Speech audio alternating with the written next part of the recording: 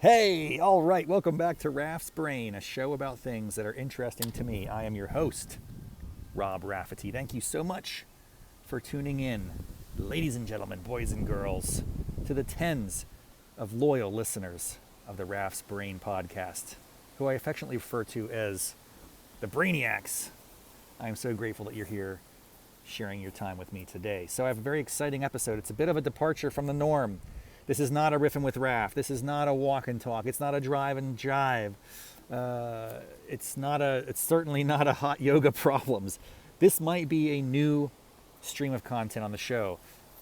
I don't know what to call it, but we're going to have fun today. It's a follow-up segment to a previous episode. I'll drop the link in the show notes. It was a recent visit that I made to the Greenville, South Carolina, and Asheville, North Carolina quadrant or region of America. Great visit down there with some friends and the Warren Wilson College and such. I ranted all about it on my car ride back. But this is a very, very narrowly focused conversation today. It's on the topic of what's in the box. What's in the box?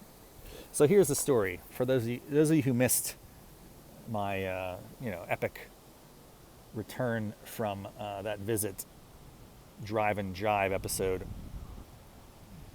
There was a portion where I mentioned that I spent about a 24-hour period with an old friend, hadn't seen probably in over 25 years, Jon Herron. He lives in a quaint Mayberry Lake town called Travelers Rest. Travelers Rest. I believe it's 2 words. It's really beautiful. Maybe 3 or 4 blocks of restaurants, bars, really cool shops. It's outside the Greenville area, sort of near Furman University, if you have any sense of geography. By the way, I don't. So these are all new places to me, and I'm not sure where I was on the map. So I can't really tell you where I was, but just look it up. Travelers Rest. Anyway, when I was there spending time with Jon, we were catching up. Johan Sebastian Herring III and I had a lot to discuss. And in the evening, he was very gracious before I left. We looked through some of his old comic books. We looked at some of, his drawings, other things he's been working on. He's writing a lot now. I'm going to have to really twist his arm to share with me some of the things he's writing, because he's a very creative, talented dude. Little insight. Jon was never afraid to design his own artwork on clothing, which was a thing back in the 80s. He was infamous or famous, depending on your perspective, for a particular jean jacket that he owned, and he was able to decorate with a painting of I believe it was the Look What the Cat Dragged In album cover of the classic 80s hair metal band Poison, Poison. You may recall them. They are very famous. Every Rose Has Its Thorn. Look What the Cat Dragged In. I think it's one of the songs on their album. Am I right about that? I'm not sure. But the bottom line is, he loved Poison, as we all did back in the day, to varying degrees. I was more of a GNR fan, but I respected Bret Michaels, C.C. DeVille and company. I've seen him perform a few times in my adulthood, and I really appreciate that. Anyway, the bottom line is, Jon had a jean jacket, and he painted on the back of it a very nice depiction of that album cover. But just by virtue of the hand-drawn nature, the P sometimes looked like an R, so we used to give him a lot of grief in school. We'd go, "Hey, Roisin." Is that a new band? Roisin. Oh man, those are the days. Okay. Enough with that. The bottom line is, Jon's a good friend. I hadn't seen him in a while. We had a great time reconnecting, and he kindly gifted me this box of which it's not what it purports to be. On the outside, it seems to be California Magnum 200 Premier paintballs. Yes, we were paintballers back in the day, ladies and gentlemen. Back in the day, the Splatmaster and the Splatmaster Rapide. Yes, semi-automatic. There are many stories we can tell you about at some point, but that's for the future. Right now, I'm just very curious to see what's inside the box. What's in the box? What's in the box? We're going to find out together. I know generally what it is, the kind of type of content. It's a bunch of baseball cards. He's a big hockey guy. He has some basketball hockey cards. But he's like, I don't really know my baseball cards, Raffety. This is yours. I want you to take this box. It's yours. Just get it out of my house. I'm surprised because you never know what this could contain. I mean, we were growing up in the same era with that. It was like the late 80s, early 90s. Upper Deck was hitting the scene. Ken Griffey Jr., if there's any of those in there, that could be interesting. I'm not sure what we're going to hit here. I'm not even sure how many cards are in here or what type of cards are in here. We're going to find out together. We're going to start by opening them with a knife, just so you know that this is a full reveal. Oh, there we go. Hopefully I didn't slice through something valuable. Here we go. Oh boy, there's a lot in there. There's actually, folks, it looks like there's unopened packs of cards. John, there's no way you're gifting this to me. We're going to have to reconnect. But right out of the bat, we have a player who I don't recall at all. Ron Oster for the dreaded Cincinnati Reds. This is the year 1991. That's the year did they win the World Series in 90 or 91? They swept the A's, Chris Sabo, the Nasty Boys. They beat the Pirates in the NLCS, and I will forever just be disappointed about that. But I don't know who this guy is. He was on those teams, presumably. Good for him. We have a lot of cards to go through here, folks. I'm not sure how this is going to work. Oh, by the way, Johan Sebastian Herring Bach, you should know there's more than just baseball cards in here, my friend, because the next cards up are hockey cards. We got a little star rookie. Who is this cat? Dan Ratushny. No, he was a star rookie, but maybe he had a sophomore slump. I don't really remember that guy. Allegedly, he played for, looks like Vancouver Canucks. We got Sweden 93 World Juniors, Oleg Belov. It sounds somewhat familiar. I'm not sure if he ever made it to the pros in the National Hockey League. I don't know. Oh, we got a little Mike Modano action. Dallas Stars. They're faring well in the playoffs. They just beat Winnipeg. Hey, look, lose a peg. I'm sorry for your curse.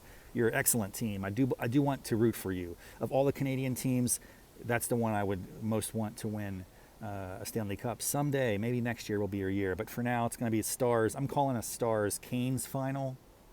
If you had to ask, if you had to pontificate, that's who I put my money on. Johan, dude, what's going on, bro? This can't be right. These aren't even baseball cards. You have, look at this. You have shared here a laundry list of stickers. I'm going to say something really crazy right now because I'm just telling you very, very candidly, very straight up. This is Italia 90 soccer stickers. A stack of Italia 90 soccer stickers. Funny side note, I was in Germany the summer of the 1990 World Cup. Now, I believe the World Cup was being played in, where was it being played? It wasn't being played in Germany, but I watched games there. And it was a Germany-Argentina or Germany-Brazil final, maybe. Germany won the World Cup, and I was there, and it was amazing. It was epic. And while I was there, I did collect a lot of these stickers. So, Johan, I'm wondering if somehow some of this is actually mine and you're returning it to me. Maybe we're playing a joke on me or something. I don't know. I don't think we were accessing or collecting Italia 90 stickers in Buchanan, West Virginia. I don't think those were accessible. I want to say I bought a bunch of these when I was in Germany. My gosh, you got them all in here, bro. I'm going to have to go through these. They're organized by team. If you got some Maradona in there, holy smokes.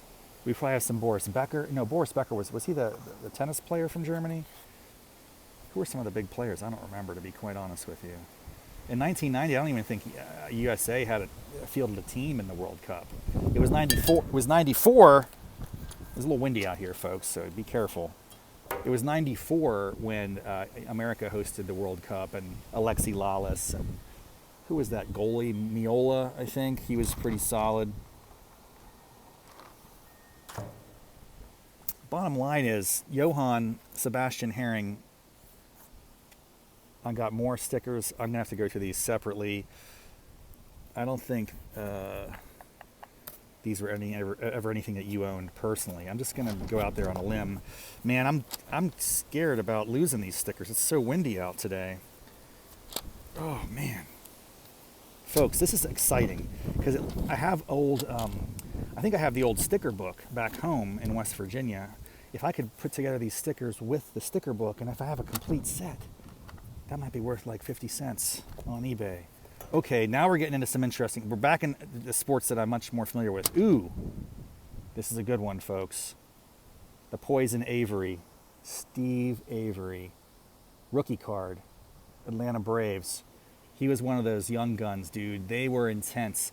Now, I'm shocked that the Braves didn't win more World Series in the 90s.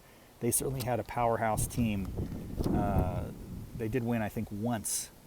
But Steve Avery was a dominant lefty. Man, that guy, he was just perplexing. The Pirates could never, ever get any hits off him. This is rookie card, maybe? I don't know what constitutes a rookie card. It does look familiar to me. We're gonna look that up later. I'm a Steve Avery appreciator. I never liked him because he was the enemy, but I certainly recognize the talent. We got a little Jay Buhner here. Jay Buhner, this is with Seattle.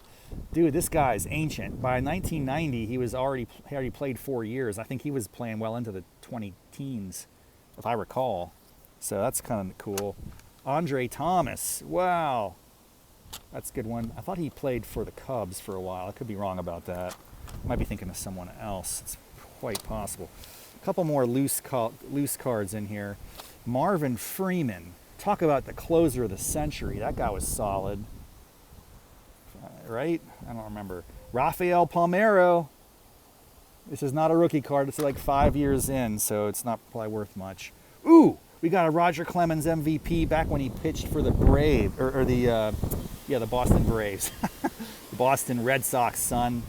But here he's probably about 10 years into his career, so who knows? These are probably worth much. Ooh, we got a little Jose Canseco with the A's, the Bash brothers. They were unstoppable until they were stoppable. And I can't believe the Reds swept them that 1 year.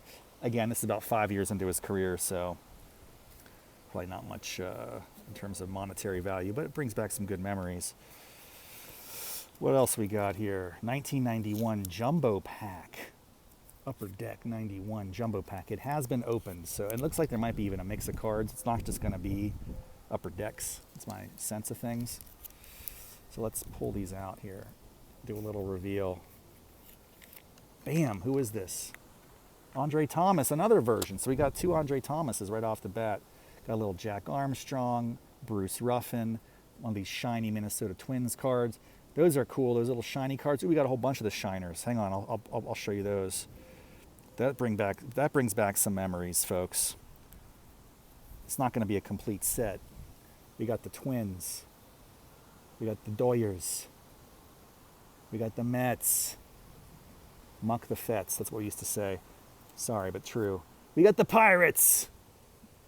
This is the last time the Pirates were of any consequence. I mean, they had a brief stint there, like around 2012, 2014. But they only, advanced to the first round of the playoffs. Back in the day, they were the dominant team. They should have won the World Series. They were robbed in Game 7 against Atlanta. Let's not even talk about that. That's breaking my heart. Baltimore Orioles, Yankees, reflector cards here. We got the Cleveland Indians back when they were the Indians. Before now they're the Guardians. And then we got the Sox, the Black Sox up there in Chicago. Good stuff. Good stuff. Oh, and back to this little stack. We had a little Marquise Grissom. That guy was pretty solid. Ooh, Expos. Remember when Montreal had a baseball team? That was wild.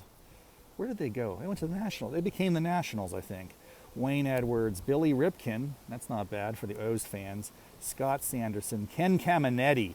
Wow, is that a rookie? No, this guy was 4 years into his career by the time this card came out. He's pretty solid. He had a good run. There's a little Ozzie Canseco. That was always fun. Jose's younger brother. Jeff Ballard, Mark Langston, Craig Wilson. I'm just flipping through them here. Brad Armstrong, Terry Kennedy. Sorry, it's not Tyler Kennedy. That's a Penguins player. Lou Whitaker, Dave LuPont, Tim Belcher. That dude lasted. That guy had some stamina. I don't know how long he played, but I just feel like his name was out there forever. Mike Lacrosse, Kirby Puckett. This guy could hit like nobody's business. Kirby. Not bad. Mike Greenwell, Juan Samuel, Kurt Stillwell, blah, blah, blah, a couple others. Nothing super sticks out to me. I'll take a double check on this after we finish the episode. Now we got a couple more packs to run through. Again, this is a jumbo pack, it looks like. Collector's Choice, 1991 Upper Deck. That was a great year, 91. The Penguins, baby. That was the year the Penguins made history, won their first cup. All right, what do we got here? Another Kirby Puckett. Clearly that's not a very rare card. These are a lot of commons, primarily, you know. Rich Rudd, I don't know. You see anything in there you like? What I would be looking for here is probably like a Ken Griffey. Is it 90? It was a 90 Ken Griffey. I don't even think the 91 Ken Griffey's that unusual. So I'm not really looking for Eric Yelding. He was pretty solid. This is probably a rookie. No, it's his second sophomore year, so that's no good. Mike Sims, Wade Boggs. He's all right. Just kind of flipping through any gems in here, any Babe Ruths, anything that's going to excite me. Charlie Hayes, he was solid for the Phillies. Chuck Malone, Lenny Dykstra, love this cat. Talk about a grinder. I mean, hated him because he was not a Pirate. That's the thing, dude. I like teams. I don't like players. I like teams. I respect players, but I'm a fan of the Pirates, number one, above all. That's how sad my life is for the past 20 years. It's been a rough ride, and it's not looking like it's ever going to get better. We have some talent. Ooh, there's a Barry Larkin. He was solid. Again, that World Series Cincy team was unstoppable. But it doesn't look like there's... Ooh, Hojo, Howard Johnson. I just liked the fact that a guy was named after a hotel franchise. And he became a professional baseball player. Good for him. All right, so those are those two packs. Nothing of note, really, as far as I could tell. However, we have more cards here. We got some 1991 Upper Deck football. That's an interesting year. That's like the Cowboys era, right? Maybe I think 88 would have been a Troy Aikman rookie. So who was good? Who's a good rookie card from 1991 Upper Deck football? Oh my gosh, Warren Moon, Houston Oilers. They were solid, dude. Russell Maryland, star rookie. Andre Rison, wow, I remember him and Deion Sanders. They played down at Atlanta. They were pretty solid. Drew Hill, Tony Castillas, Tim Green. I don't know who this guy is. Seth Joyner, that sounds familiar to me. Dino Hackett, Greg McIntyre, Fred Strickland, John Williams. I don't know any of these guys, I'm sorry. John Williams was the team MVP for Seattle. That would matter if I followed the West Coast football, which why would I? It's like 3-hour time difference. I always thought it'd be neat to live on the West Coast because you wake up and it's like 10 o'clock in the morning and you're watching the first round of football games, right? Because it's 1 o'clock Eastern, 10 o'clock Western. And then the 4 p.m., you're watching the 1 o'clock games. And so you still have your life and your day left. Unlike on the East Coast, which it becomes an all-day investment. Especially if you're a Steelers fan, it never turns out well. So then you look back at your life and you go, what happened? How did I spend my precious time? What was I thinking? 2 more packs to go here. These are baseball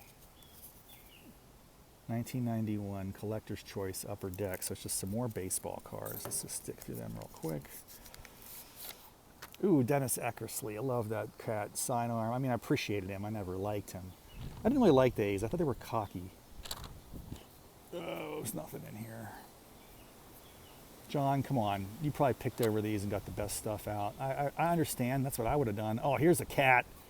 Here's my guy, Billy Landrum.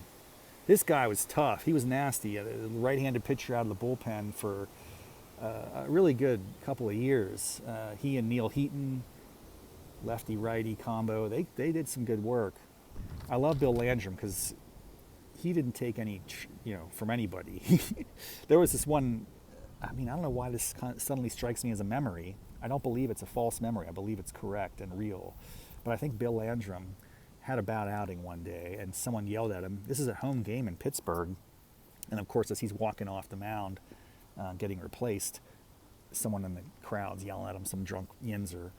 And I saw Bill Landrum give him a gesture, which I can't replicate on this platform. I don't want to get, I don't want to be too provocative here, but it was like an offensive gesture. And he's like, "You want to meet me out in the parking lot?"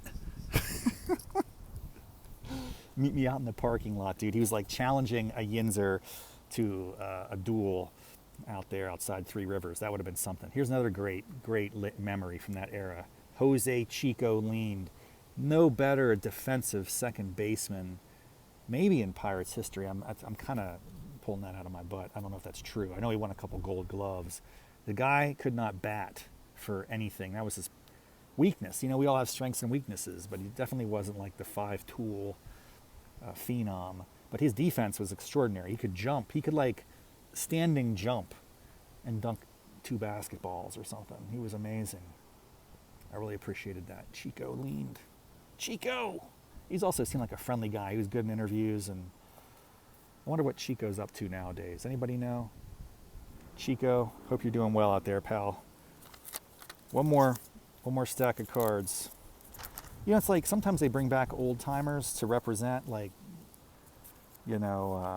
retire a number or do some honor, bobblehead night or something. Maybe they should do that for Chico Leaned. I noticed that they just announced they're going to do a bobblehead for Mac Miller, a Pittsburgh native hip-hop / rap artist who sadly passed away a few years ago. They're having a bobblehead night for him, kind of an homage. If they're going to start doing non-players, they might as well go back to the old days, the glory 90s, of which there was about 4 years where we were really solid. I think a Chico Leaned bobblehead night would get people lining up around the block. Maybe you could also, if you want to expand beyond baseball, you might consider the Rusted Root bobblehead series. I'm a big fan, and I still am. If they could play it after, here's an idea for the money-grubbing owners. Rusted Root bobblehead with a live show afterwards, and Zambelli fireworks night, all wrapped into one. I'd pay a nickel for that. I'd actually pay more than that. I actually love the idea of going back to a PNC Park. It would have to be probably on a weekend, maybe a Saturday or a Friday night. Fireworks, Rusted Root crushing. Everyone gets to rush on the field. That could be amazing. The Bashing years. Yes, the Bash brothers. Little Mark McGuire, Jose Canseco. Was there anybody else on that team that was known for crushing? I don't think so. Those are the 2 main ones. Oh, then we also have these kind of artistic cards. So someone did go through these and kind of sort them. So we got a little Chris Sabo painting or drawing. That looks cool. This looks like a Barry Larkin. Is that who that is?